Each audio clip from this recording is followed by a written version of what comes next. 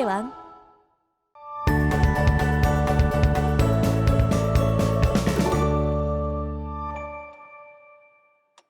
자, 오늘 학습할 단어는 경우의 수입니다. 우리가 이제 수학과 뒷부분에 경우의 수하고 순열하고 조합을 학습하게 되는데 요게 이제 뒤에 나오는 과목인 확률과 통계의 일부라고 보시면 돼요. 확률과 통계의 일부이고 우리가 이 단어를 학습할 때는 어떤 생각의 기준을 명확하게 잡는 것이 정말 중요합니다. 법칙이 몇 가지 나오는데 기준을 명확하게 잡으셔야 되고 그 기준을 어떻게 잡는지 집중해서 들으시길 바랍니다. 자, 일단요. 우리가 사건과 경우의 수가 뭔지 설명을 드릴 건데요. 사건이란 거는요. 어떤 실험이나 관찰에 의하여 나타나는 결과입니다. 결과.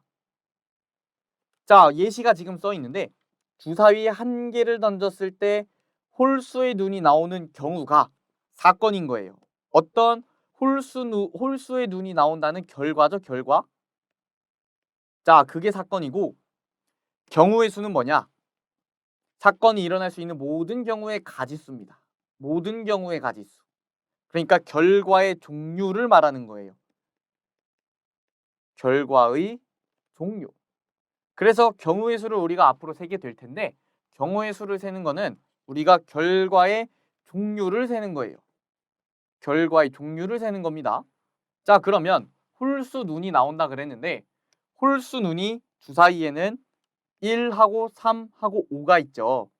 얘네들이 지금 결과의 종류인 거예요. 결과가 1이거나 결과가 3이거나 결과가 5이거나. 그래서 경우의 수는 우리가 세 가지라고 하는 것입니다. 자, 다음으로 넘어가서 우리가 합의 법칙에 대해 볼 건데요. 합의 법칙이 뭔지 일단 읽어보겠습니다. A, B가 동시에 일어나지 않는데요. 자, 동시에 일어나지 않는다는 말을 저는 어떻게 설명을 드리고 싶냐면 결과 자체가 다른 거예요. 결과가 다른 겁니다. 즉 결과의 종류가 다르다는 소리죠. 그런 거를 동시에 일어나지 않는다고 표현을 할 거고요. 각각 일어나는 경우의 수가 m과 n이면 우리는 경우의 수를 합합니다. m과 n을. 그러니까 이런 거예요. 우리가 아까 주사위를 던져서 홀수 눈이 나오는 경우의 수를 물어봤어요. 그런데 홀수의 눈이 나오거나 홀수이거나 2, 1 경우의 수를 세라 그랬어요. 그러면 주사위를 던졌을 때 홀수가 나올 사건의 경우의 수는 세 가지였죠. 2가 나올 경우의 수는 한 가지입니다. 2밖에 없으니까요. 자, 그런데 홀수가 나오는 거랑 2가 나오는 거는 결과가 다른 거죠. 우리가 주사위를 던져서 그 결과가 각각 다르게 나오는 겁니다. 그래서 이런 경우에는 이 경우의 수 두 개를 더해서 총 4가지라고 표현을 해주는 거예요. 자, 그러면 개념 예제 보겠습니다. A 지점에서 B 지점으로 가는데 지하철로 가는 방법은 세 가지고요. 자, 지하철로 가는 방법은 세 가지고 버스로 가는 방법은 네 가지예요.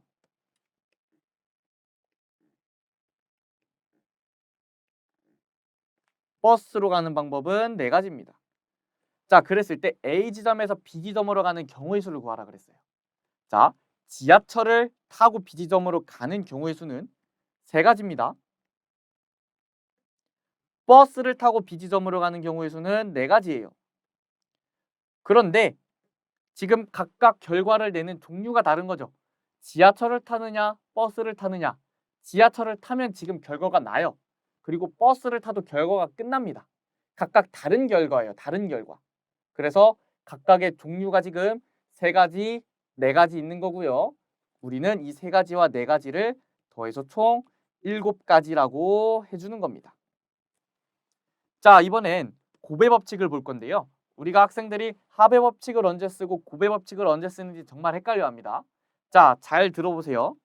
곱의 법칙은 사건 A가 일어나는 경우의 수가 m이고 그 각각에 대하여 사건 B가 일어나는 경우의 수가 n이라 그랬어요. 자, 그 각각에 대하여라 그랬는데 우리가 어떤 결과를 낼 때 A도 일어나고 B도 일어나면 어떤 결과를 냈는데 A를 거쳐서 B까지 일어나야 결과가 끝난다면 우리는 이때 생기는 각각의 경우의 수 M과 N을 곱해서 경우의 수를 세게 됩니다. 자, 바로 개념 예제 보도록 할게요. 우리가 어느 식당에서 식사 후 후식을 제공한대요. 식사의 종류가 4가지라 그랬네요.